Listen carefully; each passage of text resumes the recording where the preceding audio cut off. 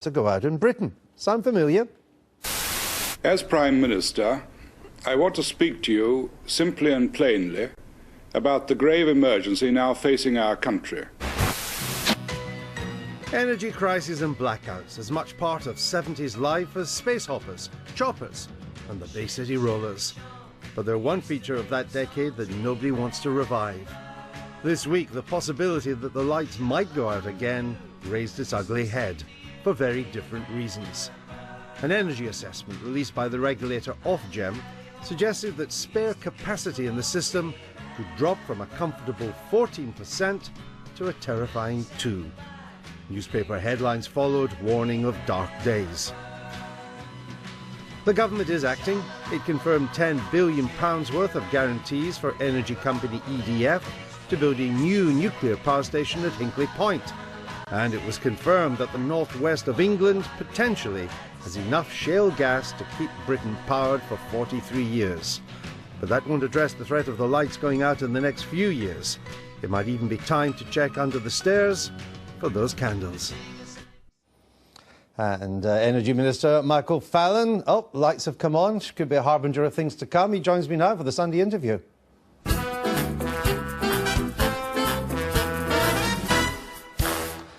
Michael Fallon, why is the coalition so mismanaged energy policy that there's now talk of the lights going out at times of high demand for electricity? Well, we inherited a situation where for years Labour hadn't done anything. They hadn't built any new nuclear stations to replace those that were ageing, and simply not enough investment was going into energy. We're changing that. You saw a series of announcements on Thursday. We're accelerating the exploration for shale. We're encouraging more renewables by providing the strike prices so people can invest in renewables.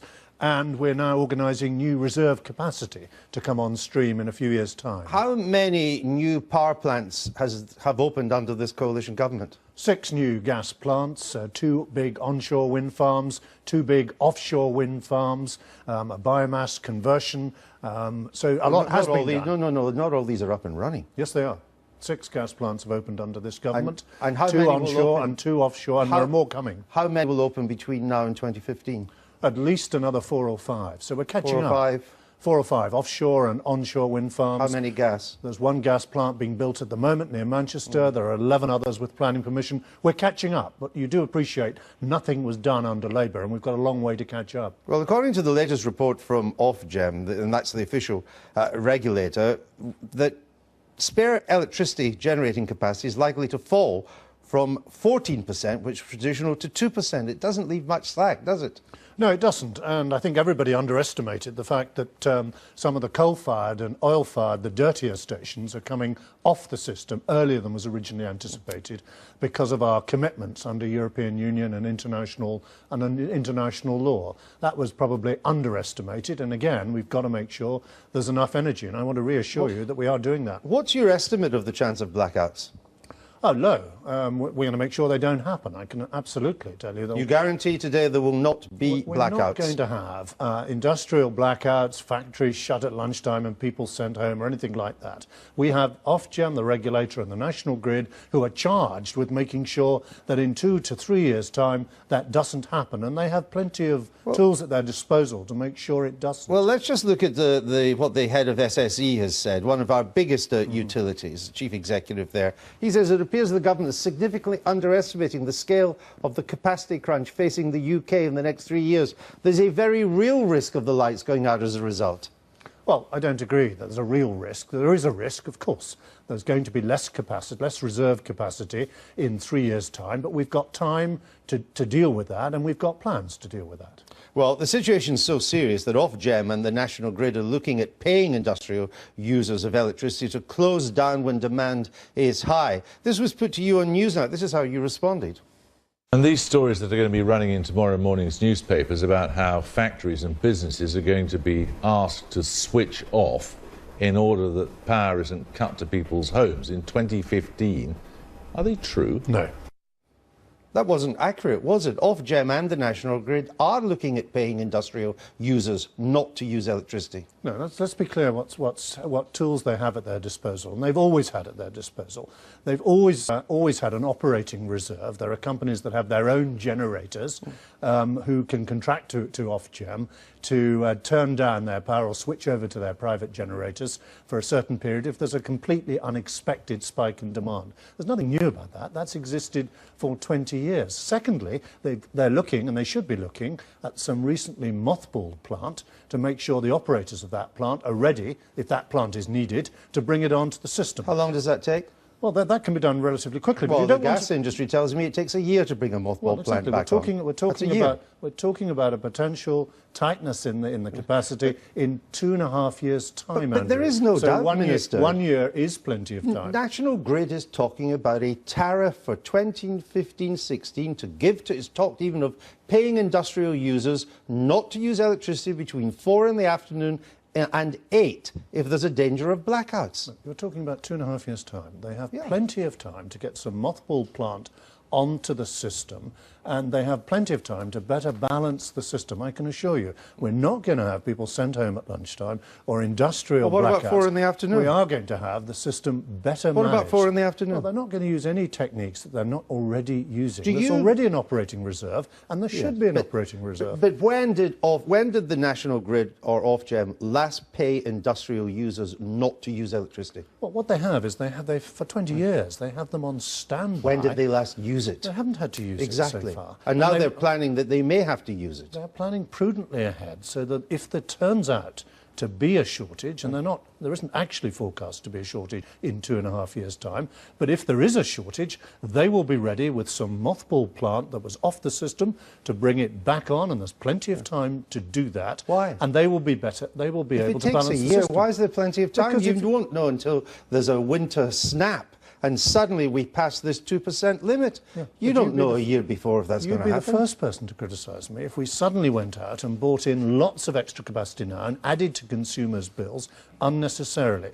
Ofgem have to manage their way through this, but what I want to assure you about is we're not going back to any kind of industrial blackouts. Let's be clear about that. All right. Well, I mean, the reason people are now talking about blackouts, and it's not just the media, it's Ofgem, it's the National Grid, it's people who run utility, well, they're talking about having to cope with, is because the previous Labour government and this coalition agreed to phasing out of our existing coal and nuclear energy stations without putting new capacity in place in time. It's a huge failure of government, isn't it? Yes, Labour accepted all these legal obligations. Well, they signed up to these European treaties. Well, they were the government. You voted for them. Just wait for it. They signed up to all these European treaties, but they didn't do the other thing, which was to invest in new stations to replace the coal-fired stations and the oil-fired stations that were being taken off the system. That was the appalling failure of underinvestment under Labour. Why don't you delay the closure of the coal-fired stations until you've done something about new capacity? Well, the operators of these stations are able to do that, and some they have slowed down the closure, but there are legal limits on the amount of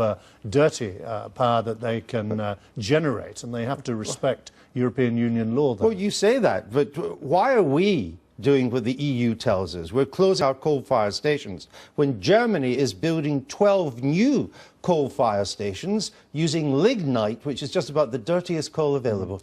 Well, Germany and some of these other countries were further ahead on renewable electricity than we were. They're building 12 coal stations. Yeah, but they have more renewable electricity and we don't. Now, we accepted, it wasn't our government, we signed up to all these obligations. But when you sign up to obligations to have more, to have fewer coal-fired stations, then you've got to undertake to have the new investment to go alongside it. So what's more important, obeying a Brussels directive or keeping the lights on? Well, keeping the lights on is the job of the government. So you could break the Brussels directive if it was necessary to keep the lights on? Well, keeping the lights on is the first priority, but we're not planning to break any particular law. We've got time to deal with this situation, and let me reassure you, we are dealing with it.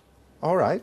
Look at what, one of the way you're dealing with it is doing more wind. Look at what was in the Telegraph just recently. Onshore wind farms will get £100 a megawatt hour when the market rate for electricity is currently less than 50.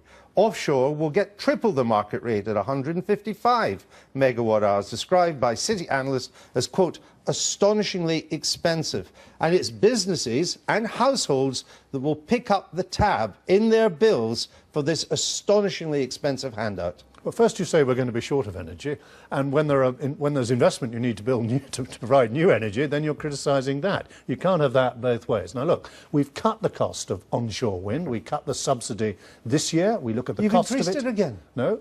We've cut it this year. We reduced it in April, and we review the cost each year in conjunction with the industry to make sure that it is more cost effective, and we're doing the same with offshore wind. The wind industry gets 2 or 3 times the market rate, and we pay for that in our bills, correct? Andrew, you won't get people to build a wind farm or a nuclear power station or even a gas plant unless they can be sure they can get the electricity it generates onto the system. Well, you say, if you want new investment, it has to be paid for. I'm interested that you think wind is a way that will avoid the blackouts, because you've talked about all the new capacity. Let's just look. This is a snapshot of what was generating our electricity at noon yesterday. Coal, 31%. You're closing a lot of that. Gas, 30%. There's a hiatus in new gas coming on. Nuclear, 23%. You're closing a lot of that. Wind, 2%. Even though we have 9 gigawatts of wind capacity, when the wind doesn't blow, you don't get power. You don't in June, no. You do at other months, and all these... what you need, of course... Sorry, Minister, just to interrupt you, I could show you a figure from February of this year when it was cold, and also when it was 0.2%. And some days it's over 10, and last time I went down to the national grid to see this, by the way, it was at 6.3. Wind is an important thing, but the lesson of this is you need more of all these sources of energy. If we're to avoid the reserve getting tighter and tighter, we need more people to invest in a mix of energy so we're more secure. Households and businesses will also have to stump up for the new nuclear capacity that you're trying to build, but of course haven't yet. EDF is the big French electricity utility. It's big in this country. It, like the wind suppliers, it wants twice the market price as a guarantee before it goes ahead with Hinkley Point.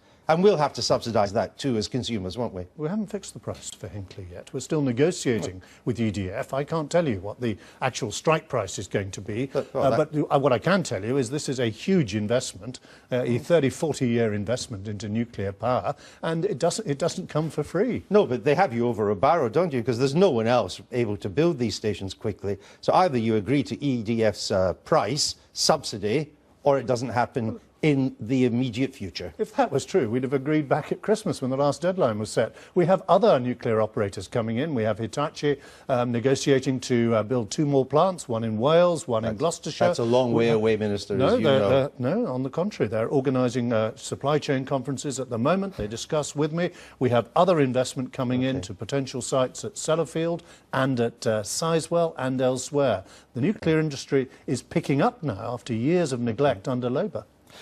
Well, of course, the other thing that we've known for years now is that Britain's sitting on a sea of natural gas. It's called shale. The British Geographical Survey has just confirmed that we have at least 43 years of the stuff to keep the lights on. But the coalition has dithered and delayed on this as well.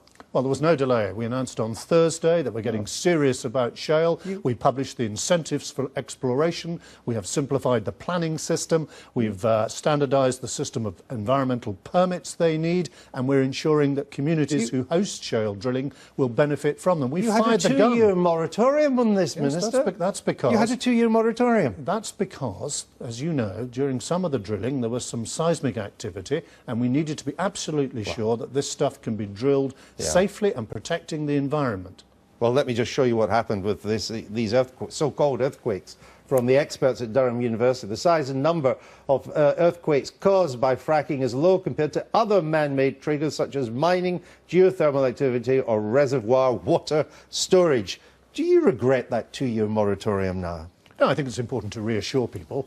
Hydraulic fracturing for gas is a relatively new technique in this country. It's important to build public consent for it, but the moratorium's finished now. We've fired the starting gun, and we have a lot of companies now beginning the search for shale, and we're going to make very sure that we explore its full potential. But as a result of the 2-year moratorium, the shale gas will not be on stream in any significant quantities, if at all, in time to cope with any of the 2015-16 possible blackouts, correct? No, not necessarily. They're exploring for shale at the moment. They're drilling for shale. Shortly they'll start hydraulic fracturing for shale. That certainly takes 2 or 3 years. They're only doing exploratory drilling at the moment, Minister. They're not actually drilling for shale. I appreciate that, but you know, this industry is in its infancy here in this country. They have to have various permissions. They have to get those lined up. They have to reassure us they can do it safely without damaging the environment. But shale could well make an important contribution to the chart that you showed. Just to sum up, there's a danger of blackouts by 1516. You will have no new nuclear on by then to do it. You will have none or very little shale on and no new gas capacity by then. It's a mess of an energy policy. No, I completely reject that. We have Ofgem taking prudent measures now to make sure there is a mothball plant that is ready to come back onto the system, to ensure that companies manage their demand where they're able to use private generators if there's an unexpected peak. And this week we announced a whole series of measures to make sure there is new plant coming onto the system and that the search for shale gas is being accelerated, not slowed down. Michael Fallon, thank you.